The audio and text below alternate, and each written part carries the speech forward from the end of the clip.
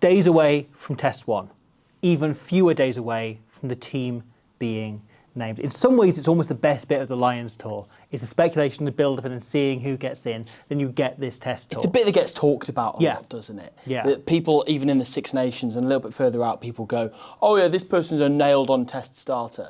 And the thing they always forget is that you've got to play a tour before that and judge who's on good form in the last few weeks because margins are so tight. And we've now reached that point. Yeah, who picks up injuries, who's in different situations. What we want to do is look at the team we expect Andy Farrell to pick. I think it's so tight that there's almost no way to predict it comprehensively. I think we would both pick slightly different teams. We would pick slightly different squads. That will go for every rugby fan across Britain and Ireland. Yeah, but we're going to try and collaborate and figure out what we believe as Squidge Rugby Andy Farrell will pick. Not what we would pick, what we believe Andy Farrell will pick. Yeah, we got pretty close with the squad itself. So, we're going to start at Loosehead, right? Yeah. And I think before the tour, Andrew Porter felt very much like the guy. Like he was Farrell's favourite, he was in there. However, one of the examples you talk about, right, that I think over the course of this tour, Ellis Genge has played his way in. He was outstanding against Argentina. He was best player on the pitch, pound for pound, over the time he was on for me. And then, since then, has been excellent. Scrummaged incredibly well, carried incredibly well, clearly incredibly popular within the group. I think he is the number one. 100%. I think he's nailed in at this point because he's the form pick. Yeah. And having Andrew Porter as a potential bench option, even Pierre Schumann, but Andrew Porter as the probable bench option, that's not a bad way to go. Yeah. So I think for the first test, there will go Genge. I think number two is one of two positions where it is absolutely nailed in, where there's absolutely no debate at all. It's Dan Sheehan. Agreed. Dan Sheehan, as you said, we mentioned how much Andy Farrell likes to use the hooker as an edge forward. There is no disparity between him and the other hookers in terms of who's the best. I think we haven't seen the others fire perhaps as much as they would have hoped. Luke Cowan-Dickey had a superb game against the Waratahs. You know, really the one line who came out with more credit than they had at the start in that game, and then has picked up obviously this concussion and hope he's okay. But I think, we're looking at Dan Sheehan as pretty much nailed in. Yeah. Then Tighthead is more interesting because you kind of had four players before the squad was named, very even. And they've all been there, all been in consideration. They've all played well. Who do you think starts at Tighthead? For me, and this might be a little bit of a contentious one, I think there's, at the moment, the two leading runners, for me, I think are Finlay Bealham and Tadhg Furlong, in terms of how well they play the Farrell system. It's quite even between the two. However, personally, I think Bealham edges it. Do you? Because, A, I think the two of them have both been good at scrum time. Yeah. I don't think either of them have been bad, and it's one of those things that we don't quite know, or at least we don't quite know how they will fare against the Australians. It's possible that John Fogarty is looking at Angus Bell and James Slipper and going, they scrummage in a certain way. This will suit Furlong a little bit more. One stat I'd just like to bring up. Bealham has 93.8% ruck effectiveness on his own ball. Tadhg Furlong has 73.9. Right. So that is a 20% disparity between the two of them. And Bealham, as well, has hit 2 more rucks. So it's not like the stats are conflated by the fact that one of them's hit loads more and, Bealham's hit 2 more, so very slight change there, and Bealham much better on his own ball. Yeah, I do think we've seen Tadhg Furlong grow into the tour, though. I think at the start he looked still very good, but like he was coming back to fitness, and he wasn't quite up to being the Tadhg Furlong we all know and love, and the potatoes fear. And then slowly he has grown into that, and I thought he was exceptional against the Brumbies. I thought he did everything he needed to, and for me, he would be my pick. Okay. I think partly you have that factor of him having been on 2 tours already and been the starting Tighthead on both of them and having plenty of Lions caps and experience in that team, right? And both Genge and Sheehan are on their first tour. And having someone in that pack alongside Itoje, who we'll get on to, who is an established Lion in that pack, I think will help out. I think what it should come down to then, let's put ourselves in John Fogarty's shoes, pretend we understand scrums, okay? Yeah. So let's say Angus Bell's going to start on the Loosehead for the Wallabies. Yep. He is quite a chaotic scrummager, in a good way, like he's destructive. Similar to Tadhg Furlong there, whereas Finlay Bealham is a bit calmer in terms of he will hold it up and he will be the cornerstone of that pack. Which do you want? Do you want to fight fire with fire? Or do you want somebody who's potentially going to ride it out, who potentially Bell could get under the skin of? This comes down to the other key discussion around this team, which is how are they going to play?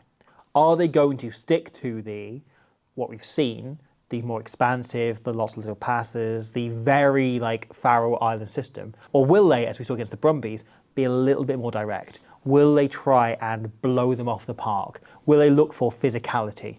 And I think if that's what they're going for, they're looking for raw, like scrummaging power. And I think Farrell likes to use the scrum as a weapon. Yeah. You want Furlong in there. And I think, yes, maybe you lose a little bit in terms of the breakdown, and you use a little bit in terms of like his ability to, and it's funny because obviously Furlong's a brilliant carrier, but you want him carrying as a second number 8 rather than someone like as a second 7 running extra lines. It's an important thing to bring up is how Farrell likes to use his tight end test matches, and it is using him to carry a lot, like huge work rate. It's where it's such a shame Sander Ferguson's not available. It's the thing we saw with Will Stewart, right? Who's also played very well, and I think would fit in perfectly well if he got the chance. But we saw him a few times popping up in those wide channels where Farrell likes the tight head to run, as the thing Beelam's very good at. Yeah. And he was much less comfortable. It was, you could tell he was running the wrong lines or he knocked a ball on, and that became an issue. It's, do you look to go for raw power and blow them off the park with Furlong, is what I would look to do. Okay. I will concede this one for you, because I think what you're just saying, that is where the bench comes into it as well. In terms of what Beelam brings at ruck time on attacking ball, you don't want to screw that up in the last 20 minutes. And by that point, Beelam will be up and in and warmed up and into the game. So I will concede that, and we will go Ty Furlong as the likely pick. Second row, right? One of them is nailed in. It is Mario Itoje. He has been the best second row on tour, and he's the captain. I don't think there's any argument there whatsoever. Be a waste of breath to talk about it. He's in. And he's the top liner operator of this tour as well. Not that you needed any more stats to prove it. No, and he's just excellent. There's so many things you can bring up with Itoje. He's a brilliant player. Who partners him? And I think you've got to throw in with this. Where do you go at 6? Do you go with an Ollie Chesham or Tyke Byrne at 6? Or do you put someone else in at 6 and go with just the two kind of second rows in that spot? As much as pre-tour, I was desperately hoping Tyke Byrne would be the partner for Itoje in the second row. He's been slightly off colour, and I think a lot of the other locks have competed slightly above him. You've got the next highest line-out taker on this tour is Scott Cummings. So that's something you've got to consider, because a line-out is an area where Australia will want to target the Lions. You've got Joe McCarthy, whose work rate has been outstanding, a really good carrier, and defensively is really quick and agile around the park. But Joe McCarthy, who I think has been outstanding on this tour, he's been one of the form players. He's been one of those guys, and it happens in every tour. You have one or two players who are great players beforehand, and then they get in a Lions jersey and they go up a gear. And they remain up that gear. And I think we've seen that with Joe McCarthy. I think he's gone up a gear. However, the line-out becomes the conundrum. And if you pick Joe McCarthy in the second row, I think you've got to go for another second row alongside, because he's only taken 5 line-outs in this tour, right? That's the lowest numbers of any second row forward. And it is similar numbers to Tom Curry's taken the same number, and then you're looking at Jack Conan's taken 4. Like, you're kind of looking at him as almost an extra back rower in the second row, makes sense? Like, he's a decent line-out jumper, but you're losing him. You're losing a realistic option to take a lot of ball. If you, for instance, put Ollie Chesham at 6, they're almost playing each other's roles a little bit around the park. And Chesham's performance at 6 earlier in the tour is something we have to talk about, because he was outstanding. He was one of the players of the match. And I would have given it to him. Yeah, that was one of the best, the most functional performances at line-out time for the Lions. And so, the Argentina game, they only went with 2 proper second rows. They went with Tom Curry and Jack Morgan as their 2 flankers there. They did have Ben Earl at 8 as well, and they didn't have someone to balance that out. And that also compromises the 8 jersey, because you then go, this is it. Do you rely on Jack Conan? Is that enough if you do? I think you cannot pick. There is one back row that you cannot pick, right? Or you cannot go Ben Earl, Jack Morgan, and Henry Pollock. And then you can't, especially can't go Joe McCarthy alongside them, because you lose line-out jumpers. Ben Earl has taken more line-outs on this tour than he did for Saracens all season. Wow. That's 2 line-outs. That's mad. He just took the 1 for Saracens all season. That's crazy. Jack Morgan is the only back rower, only like back 5 forward yet to take a line-out on this tour. He took a 4 or 5 for the Ospreys. He's the shortest among them as well, so that's a bit of a disadvantage. He's someone who can jump, but he's not used as a jumper ever, really. It's he's not that comfortable at this level, I don't think, to jump at line-outs. It's the weakest area of his game. It's the one weak area of his game. I think, so you've got to weigh that up. The line-out is like the elephant in the room here. So what is your instinct? Would you go for Chesham or Byrne at 6, or would you go elsewhere? I don't think I'd go for Burn at 6. I'll rule that one out, I think. Okay. I'd maybe put him on the bench because he's experienced and he's a leader and covers multiple positions. But, yeah, instinctively, I would worry about the line-out. What they might well do is give Conan the trust at 8 and go, let's pick 2 proper flankers, and if it all goes kaput, change it by test 2. I think there's a lot of talk around bringing one player in to sort the line out. I think in some ways it's better to have lots of options, and you can make it up in the aggregate, Moneyball style, between Tom Curry and Jack Conan. Yeah. And Tom Curry has got a lot of heat on this tour. I saw one person in the comments describe him as the worst lion on tour. And people have got a lot of heat here, right? And I think what you're missing is what he brings, which is one, very functional line-out option, which we talked about. 2, though, is he is one of the best players in the breakdown in the world. Both sides of the ball. And Jack Morgan is the player that's picked up the most turnovers by a distance on this tour, and has been most effective on opposition ball. But Tom Curry is very solidly the most effective on his own ball. Jack Morgan was before the Anzac game, and his stats dipped slightly for having two rucks where he's less effective. But Tom Curry, right, he is 93% effective on his own ball in terms of clean-out options, and that is not just on this tour. He's pretty much the same mark in the Six Nations and for Sale Sharks. And those are absurd stats. And you look at when the Lions have misfired on this tour, you're looking at the Waratahs game in particular. That was because teams went at them at the breakdown. The Brumbies as well really went at them. Both of those teams managed to disrupt them a bit by targeting the breakdown. And Farrell will know that Schmidt is thinking, okay, this is where we get to them. This is how we disrupt them, is we target and smash that breakdown. 100%. Thinking about that 7 jersey, and it might be that we pick Curry then move him across because we end up picking 2 of these. I think there are 3 big names for this. And so that is Jack Morgan, that is Tom Curry, that's Josh van der Fleer. Henry Pollock, I think, has played really, really well on tour. I think he's competing for a bench spot rather than a starting I think so. I think there's a very good chance he leapfrogs somebody to get on the bench. I don't think he's a serious contender. Because he does the flashy stuff, which is needed. But it's probably a bit more needed when the Australian defence is more tired, rather than necessarily from the start. And that's not me writing him off, ruling him out. It's me saying that his role, I think, is different from a lot of these other guys. So, looking at Morgan, Curry and Van der Fleer, because all 3 of them have brought slightly different things, and looking at their stats has kind of changed my perspective a little bit. So, which of those 3 has hit the most rucks in attacking ball, do you reckon? That's Josh van der Fleer. It's Josh van der Fleer. He has hit 2 more than Jack Morgan, and he has hit 22 more than Tom Curry. Obviously, this is all relative because of minutes played and so on. But the other key thing is position played. So Tom Curry's played most of the minutes of 6. Correct. Which is very different. Farrell likes his 7 hitting a lot of breakdowns. Yeah, and he likes his 6 a bit more on the edge or able to drift out onto the edge, which is a whole different thing. Now, the most carries made between those 3 is also Josh van der Fleer. He's made 1 more carry than Morgan, 3 more than Curry. The most tackles made of the 3 is Jack Morgan. He has made 2 more tackles with 48 than Van der Fleer. He has made 19 more than Tom Curry. So once again, these stats are not flattering Tom Curry at this point. However, as you say, he's the most effective at the breakdown. And if you look at Curry's link play, like in terms of his passing and his link work and all that sort of stuff, that's where he kind of shines. However, if you look at defensive rucks hit, Jack Morgan leads considerably. He has hit 26, and you look at Curry and Van der Fleer have hit 14 and 15 respectively. Morgan has nearly hit double the amount those 2 hits. You then factor in his effectiveness there. Yes. And Jack Morgan is, I would argue, he is top 3 in the world, if not the best in the world, at slowing down opposition ball. He is unbelievable at it, right? If you look at the stats for all of club rugby over the last season, his numbers are virtually identical for Wales, for the Ospreys and for the Lions. In terms of it's pretty much around 25% effectiveness on rucks he enters, he slows down the ball, which is insane. 1 in 4, right? A general stat is generally for a back row forward, it's around 9%. And that's where the others are all around. Like Tom Curry's about 13% on this tour, and the others are all like high single figures. The only 2 players in European rugby who hit more than 50 rucks over the season were more effective at slowing it down over the course of the full season. Do you know who they were? Go on. Take a wild guess. Gregory Aldridge. No. Though you're closer than you'd think. Damian Penno Okay. which is just because typical. And Will Evans at Quins. Okay.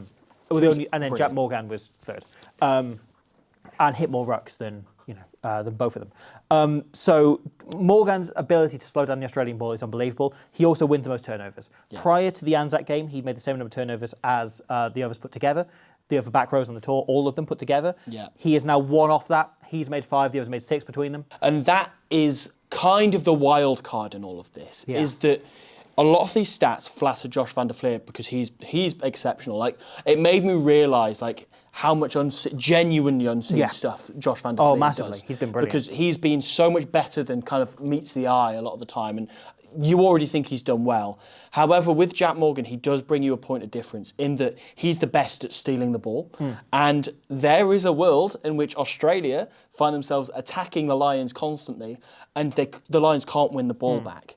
And do they absolutely need to rely on that trump card of somebody who can steal the ball? Is that the same as what we were saying about the line-out? Yeah. That you need somebody who is the fail-safe there. Does the same apply to the breakdown? I will throw out something else. Yeah. And this ties into what we talked about when it came to Australia. We did a deep dive in Australia. We want to have a look at that and whether they can beat the Lions a few weeks back. And in that, made a point that Australia are so good at playing for penalties and they take so many risks and they change the game entirely once they get a penalty advantage. Like, they are so much more fluid and open and risk-taking. More so than a normal team. Like, they suddenly switch into gear and change their shape up entirely. Jack Morgan gives away the fewest penalties of any forward on this tour. Like, the lowest average penalty count. That counts for him enormously. It's counts very rare Harry he gets pinged at the breakdown. It counts against James Ryan, and it may count against Joe McCarthy as well. Yeah. I don't know whether it's something Farrell will factor in too much, if that'll be a background factor, but it's in there.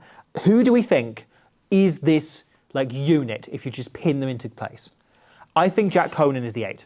I think Jack Conan is the 8.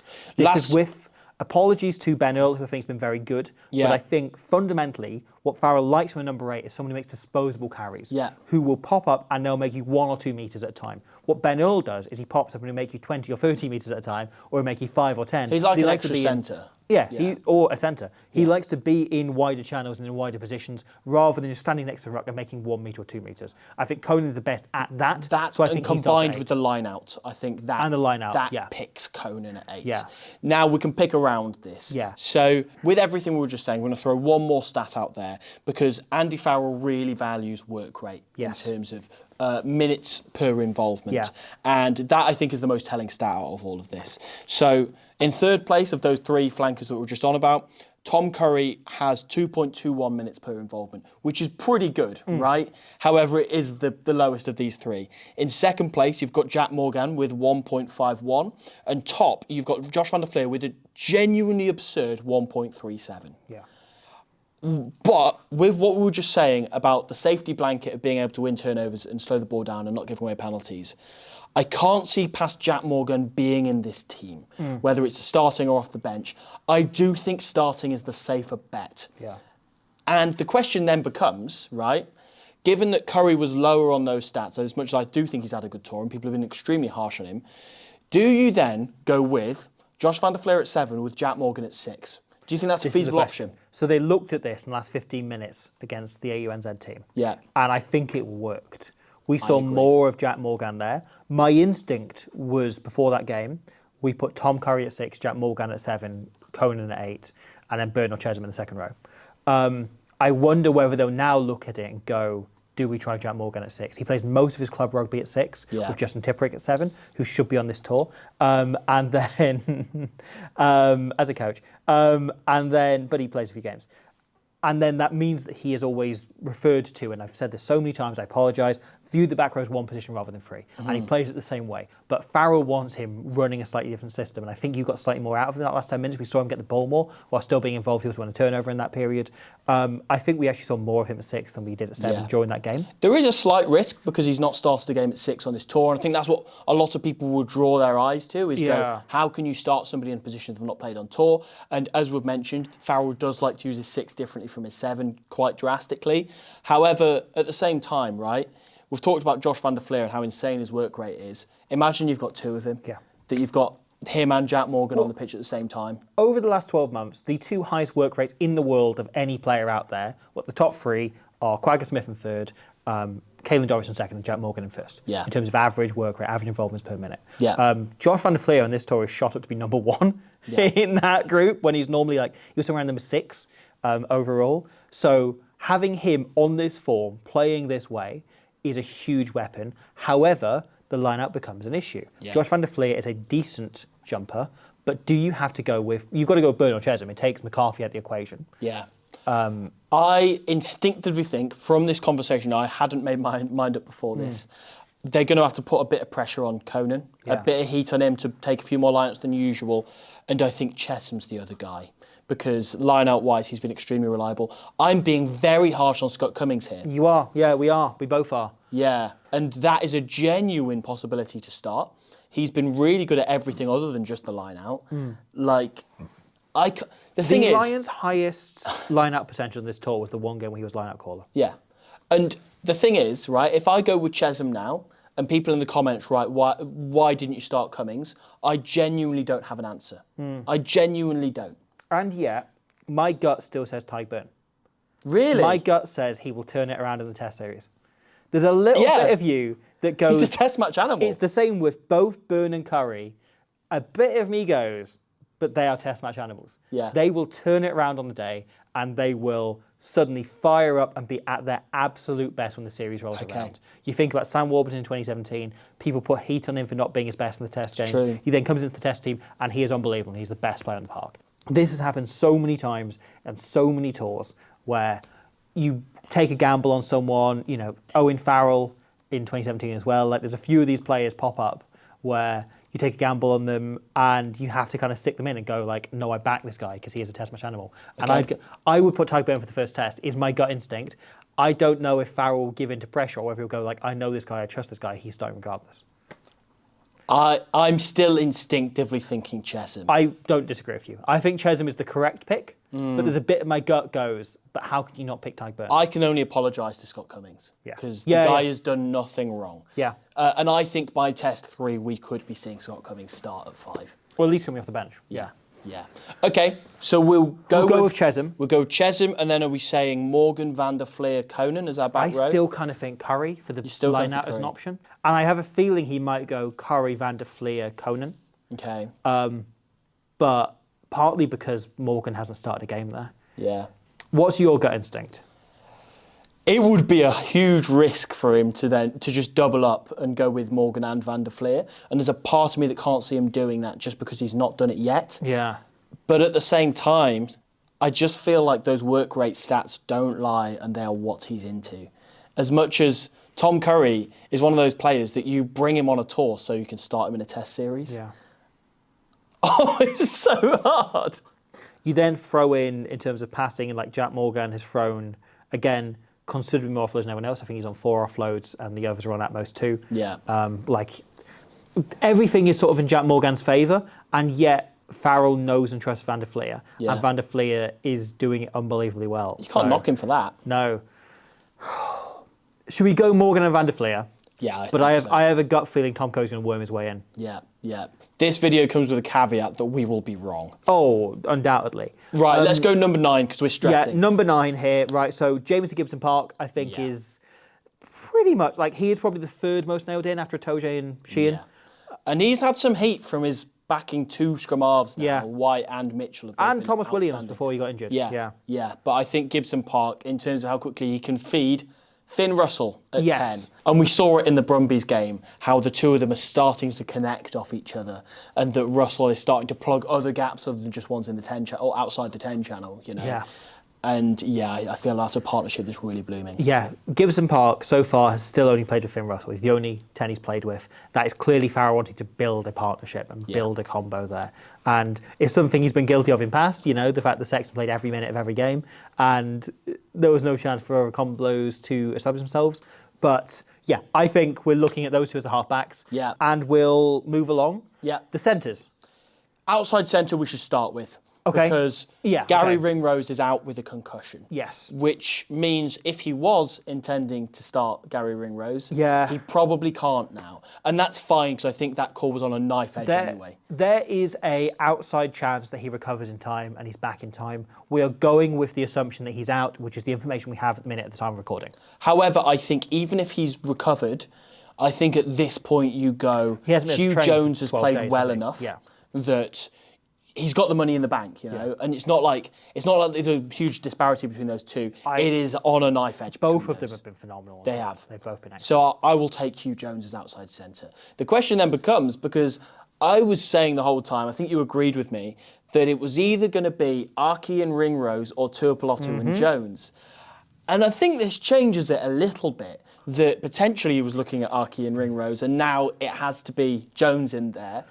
Does that work against Bundy, or do you think he'll instead just go, this was my plan to pick Bundy, I'm going to pick Bundy? I think maybe the two Irish centres had a slight edge going into this, but now it's swung the other way. I think the two Scottish centres were brilliant at the weekend against the EU and Z team. Yeah. Obviously not up against much opposition, but we documented that in the past. But I do think they probably got the edge. I think you keep Sione and Hugh together, right? That ultimately, one of the things I come back to, right, is Bundy Archie is yet to give a line break assist on this tour. He's the only inside back yet to do that. Yeah. One try assist alongside, and obviously a try against Argentina. But Sione and Hugh Jones have been so good for putting each other in space. Yeah. It surprised me that Hugh Jones is the player in this tour with the most line break assists. Wow. Alongside the fact that he is, I think, second for line break overall. He's been brilliant. So I think if he's going in, I think you do put Sione Tuipulotu alongside him. And maybe he goes, I like Bundy, I rate Bundy, I trust Bundy, I'm putting Bundy in. But I think Tuipulotu's been great, and I think you put him in. I think a big part of it's on how you want to play. Tuipulotu has passed nearly twice as much as Bundy. And obviously it works in his favour because Tuipulotu's played more minutes than anybody else on this tour. So, you know, there's more opportunities to do that. Which he But had to, because he's been injured. He's missed the entire domestic season. Yeah, or second half of the absolutely. domestic season. Bundy's made about 30-odd passes. Sione's made about 55, I want to say, so nearly double. We know Sione likes to sit in the boot and likes to play out the back of forward pods. And out the back of Finn Russell as well, and he has that combination with both Finn and with Hugh Jones. The other part of it, right, is that Bundy Archie gives you essentially an extra back row forward in the way that he plays. He likes to hit a lot of breakdowns. He's hit 10 attacking rucks on this tour compared to Sione's 3.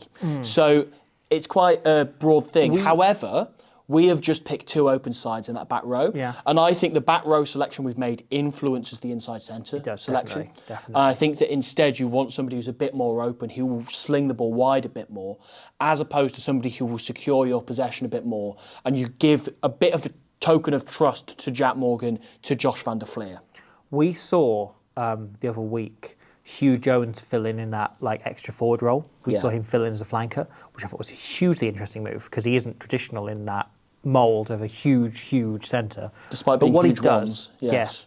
what he does give you is someone that runs lines and obviously is good at the breakdown. He's a professional international rugby player, but is able to pick different angles, and I think that gives you a different threat in that option. If you do bring him in as the Bundy replacement, you kind of again very make it up good in the point. aggregate. And also, like, genuinely, just Sione, Tuipulotu and Hugh Jones is one of the most balanced centre combos I've seen in my life. Yeah. So I think that's currently the best centre combination in the world as a raw combination. yeah. So I think you keep them together. Sorry, South African fans with Delande and Creel, but yeah, I agree. They punch so far above their weight. The two. Yeah, they're so much Scottish better fans. with each other. Yeah, 100%. Okay. Back three. James Lowe is in. He is Yeah. too important to the way Andy Farrell plays. He's been great on the tour, other than those 2 really weird finishes that he did. Yeah. Bizarre. The left-footed clearances are Yeah. huge to the game plan. Absolutely. So I'd imagine he's straight in Critical, comes in, plays the extra fly half option, organises the there. play. Defensively brilliant as well. Defensively superb. So, yeah, James Lowe is in the 11 jersey. Yes, Right? And agreed. he's critically in the 11 jersey. He doesn't play 14. No. That left foot is too important. Yes. Right? So, whoever's on the right wing is someone that's going to play right wing. So, I think it is pretty much a shootout between Tommy Freeman and Mac Hansen. Indeed, indeed. Mac Hansen has been really good on this tour. Yeah.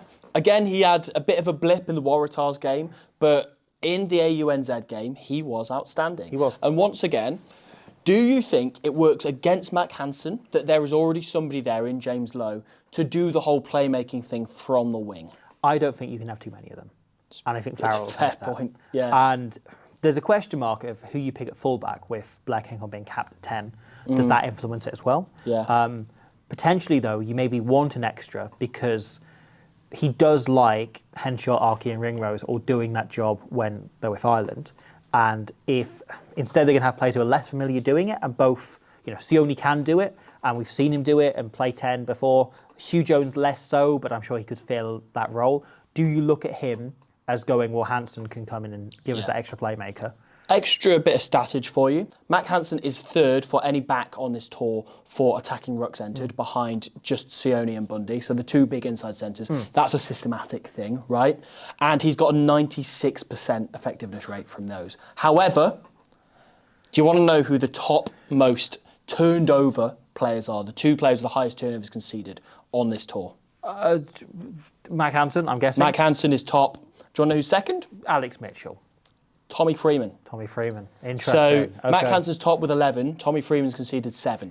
So the two contenders for that 14 jersey are potentially the two most unsafe in terms of in contact. So that's obviously balanced as well by the fact that we've gone for a breakdown master at 6 here. So somebody who will be able to protect them and look after the ball a little bit more, because it's not always the fault of the player who's getting turned over. When they get turned over, sometimes it's just a case of like the 7's not got there in time, or that they've made a break and they're on their own and they've had no support play, or there's a systematic error or whatever. There are several factors that come into this. So, what's your instinct on the 14 shirt? I think it'll be Freeman. I would probably go for Freeman. I was on For Love Rugby last week and they had us pick a test team, and I said Hansen because we were encouraged by the producers to pick different teams. So I went Enios was separate from Ben because we picked pretty much exactly the same team otherwise. So I deviated on that one and I put Hansen in because I think that's a fairly close call. But I would go for Freeman. We've seen Freeman come and try and slot in as an extra playmaker. We've seen Farrell push him as that. Yeah. I think he's been on outstanding form for Northampton in England. Aerially brilliant as well. Aerially great, and that will be a critical area. You imagine that Australia are going to hang a lot of bombs with Sueli and Tom Wright and so on, chasing Andrew Callaway. So you want your best option there. So Gibson Park likes an aerial bomb as well, loves a contest around there. So I think that is a huge area. The thing is, Matt Hansen's also great in the air, but we are talking very small percentages here. I think he'll go with Freeman quite narrowly. I think Hansen's very much still in the fight for Test 2. Yeah, definitely. It could be on the bench. Fullback is an interesting one. I think, would we be in agreement Blair Kinghorn would have started if not for the injury? I think so. Yeah. I think so. But also Hugo Keenan was excellent against He was. AUNZ. He needed a big game and he gave it. Backfield cover is his speciality. It's what we're talking about, He's right? a specialist. If they're going to hang a lot of bombs, he is the guy you want. He's arguably the best in the world under the high ball. Yeah. Kinghorn, though, is also great and has that extra height, which allows him to get up. If he's got someone like Swaley who's so good at getting in the air, then he is capable of getting over him physically, which is critical. I would have picked Kinghorn, but obviously we're not in training. We can't see this. I think with the injury in mind, you pick Keenan for the first test and potentially bring Kinghorn in for 2 and 3. I would agree with that. Okay, so there's our starting 15. Yeah. Let's look at the bench. Let's run through the bench quite quickly, I think. Yeah. So I would have gone Cowan Dickey as number 16.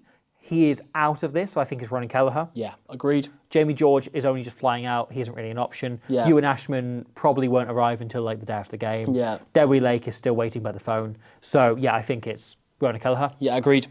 Andrew Porter, I think, is too good and experienced and explosive to ignore at 17. As much Schumann's as grown been into brilliant. The tour. And scrummaged really well against Tanyela Tupou in the Waratahs game. Against the Brumbies how good Porter was coming off the bench. Yeah. Never got to see him really as an impact sub before, So 18, we're going to go Beelum for reasons mentioned earlier. I would agree with you. I would go for Finlay Beelum on the bench. Yeah. Apologies to Will Stewart, I think he's been great. And he's been really good. And I think we may see him later in the series. 19's a difficult one to pick. It is. So do you go Cummings? Do you go 6-2? Yeah, that is the question. Okay, so firstly, let's just say replacement scrum half, right? Get that out of the way now. It's probably Alex Mitchell, isn't it? As much as Ben White has done everything he can with the minutes he's had. Again, he's not out of the running for later tests. We've got a genuine chance that Alex Mitchell plays all 9 games on this tour. Yeah. So, okay, we've taken another spot out of there just because then you've got to think about the 23 jersey as well. If you do go 6-2, do you think about Marcus Smith, who can play 10 and 15, and you can slide Keenan around the back line a little bit? You could potentially put Russell out to 12. It's not ideal. I think you're looking at Marcus Smith. Yeah. I think Elliot Daly could have forced his way in if it hadn't been for the injury. Agreed. The player currently with the party who covers the most positions is Jamie Osborne. He's yet to play. You can't put him in. No. And then I think Marcus Smith gives you the second most freedom. The question then becomes, what if a centre gets injured? Suddenly you're a little Tommy bit Freeman screwed. played 13 for England in the Six Nations. I guess so, yeah. Yeah, you can so put he Tommy moved Freeman inwards. into 13. Yeah. Yeah, Hugh Jones Smith could goes play into 12. fullback. There is one more person that we do have to discuss, and that is Owen Farrell. Yes. Yeah. He's played 20 minutes, 30 minutes on this tour. He's a really good 10/12. You mentioned there's a little bit of cover in terms of fullback there. It was Hugh Jones / Tommy Freeman. I think they're a bit of a risk to move back there. But yeah, Farrell's a possibility. I think you're right, though. I think Marcus will be above him in the pecking order. Yeah. Finn Smith as well is would feel a little bit hard done by at that point. But yeah, I think you're probably right with Marcus Smith. The question then becomes, okay, so it's a centre or a back rower as that 23rd spot in there. Okay, let's go back to 19 and 20. I think I probably would, but Farrell doesn't seem a fan of it. Farrell's done it very rarely. He's done it a handful of times, but he's done it very, very rarely. He doesn't really look at this as an option. So is he going to gamble on arguably the biggest game of his career so far as a head coach on going 6-2? Yeah, that is the question. I think there's a shootout between Henry Pollock and Bundy Archie for that kind of extra spot in terms of a bit of impact. Or, in fact, Ben Earl and Bundy Archie. Because Ben Earl off the bench would be lethal. What is your gut instinct? Does he go 6-2 or not? I instinctively think no. I think he'll go, Okay. I trust Bundy. And he can play the role that a back row can play off the bench. I kind of think yes, but I think you make more sense. I don't know how much of it is my own feeling getting caught up in this. It's a very tight call once again. So let's go. Let's say 5-3, Bundy's on the bench. Right, so it's Bundy and Marcus Smith as your backs. Then you've got two spots. You feel a open bit for safer forwards. in terms of centre cover there. I think one of them is Tighthead. Yeah. I think he's got to be in the 23 somewhere. Yeah. Just in He's case. vice-captain of the squad, so let's go Tighthead. He's also someone that can come in and really change the game and win a key turnover and change what they're looking for. Yeah. And also can come on at 6 if the second rows are going great guns. That's true. That's true. And once again, I think between Tighthead and Bundy Archie, you've covered what you need in a replacement back row. I do still think, though, is Chesham more likely to come on and smash something and make a difference? Maybe he is. I still kind of think that you start Burn, you put Chesham on the bench as an impact player. Because he was so good off the bench for England, all Six Nations. He was. I think we stick with what we've got for the time being. That's still... So that 20 jersey. The thing is, I kind of think it's pointless putting Tom Curry on the bench. I think you want him from the start. But also, once again, it's triple power, isn't it? If you've got him, Morgan and Van der Fleer I would go all for in the Tom squad. Curry. Yeah. I would go for Tom Curry. He covers all three back row positions. He gives you an extra line-out option, which Pollock doesn't. There is such curiosity around both Ben Earl and Henry Pollock and what they could do off that bench. Yeah. But I agree with you. But the worry is, if the line-out is going badly, which I think is very much a possibility, especially with the back row we've selected, then you want players that can come in and fix it, and you can bring on a line-out caller and an extra line-out option in the back row. You talk sense. Yeah, and also he allows you to the breakdown potentially. He allows you to, the kick chase we haven't talked about, but he's brilliant on the kick chase. Curry, he's got so many areas he can improve in your game quietly if he comes on, if something's backfiring. I know it's maybe a negative way of looking at it, going like, oh, he'll sort out these problems, rather than he will come on and make a difference, make an impact. But they're both Pollock true. would give you or Earl would give you. But I think I would lean towards who is going to come on and fix a problem if something's going badly, and assume the starting team is going to get it done. And if you list all of those back rowers, who do you trust the most, other than the ones who started? It's Tom Curry. It's Tom Curry. As a Lions fan, who do you trust the most? It's Tom Curry. So yeah, we're so good at the last tour. So that's our team. We are locking that in, even though we've already said it will be wrong, but that's fine. So, to run through it very quickly, we've gone Ellis Genge, Dan Sheehan, and Ty Furlong as the front row. Yeah, we've got Morrow Toje as captain in the second row, partnering Ollie Chesham. Yeah, just about. Just then about. We've gone Jack Morgan, George Van der Fleer, and at number 8, Jack Conan. Yeah, that's a tasty one, isn't not it? bad. That could All go so J's. wrong. But we have very controversially gone for a halfback combo of Jameson Gibson Park and Finn Russell. Who saw that one coming? Sione Tuipulotu and Hugh Jones as the centres. Yeah, I like that. All Scottish midfield. 3, we have gone for James Lowe on the left. We've gone for Tommy Freeman on the right. And at fullback, we've gone for Hugo Keenan for now. Yeah. We will have more when the team is named on Thursday morning, reacting to it, likely on More Squid Rugby, the second channel. We're going to look at Wales' win over Japan, maybe tomorrow, shortly after that. And then we're going to do a big full preview on the series, on this first test, and how we expect both teams to play it, covering Australia as well, in the coming few days. As well as a billion other videos looking at other test matches yeah. that have happened on the second channel, More Squid Rugby. Go have a look. We'll see you there. Thank you very much. Thank you to everyone who's put the channel on Patreon. Hugely appreciate it. And we'll see you there or elsewhere for These two more rugby. playing rugby. You just knocked over Justin Tipperick's hat. Sorry. How dare you metaphorically do what Andy Farrell did and keep Justin Tipperick off this tour, who should rightfully be there as captain?